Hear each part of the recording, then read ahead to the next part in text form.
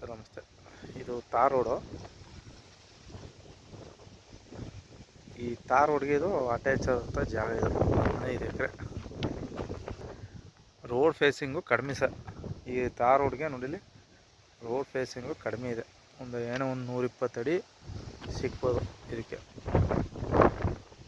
ನೋಡಿಲಿ, ಈ ತಾರ್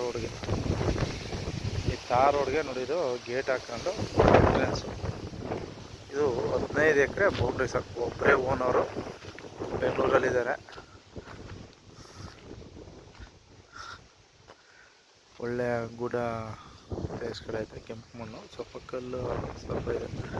last fence ಹಾಕಾರಲ್ಲ ನೋಡಿ, ಅಲ್ಲಿ ಗಂಟು ಸುತ್ತ ಫೆನ್ಸ್ ಹಾಕೋರೆ.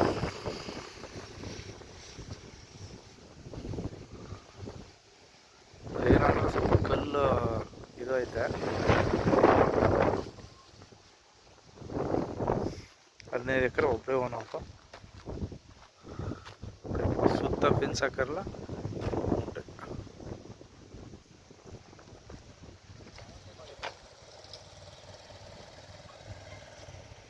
ರೋಡ್ ಪಾಯಿಂಟು ಒಂದು 120 ಅಡಿ ಸಿಗ್ಬೋದು ಸರ್, ಅಷ್ಟೇ. ರೋಡ್ ಪಾಯಿಂಟ್ ಒಳ್ಳೆ ತಾರ್ ರೋಡ್ ಇದೆ.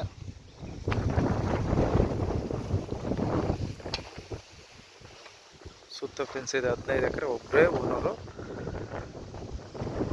ಇಲ್ಲಿಂದ ಮಾದೇಶ್ವರ ಬೆಟ್ಟ, ಒಂದು ಮಲೆ ಮಾದೇಶ್ವರ ಬೆಟ್ಟ ಇಲ್ಲಿಂದ ಒಂದು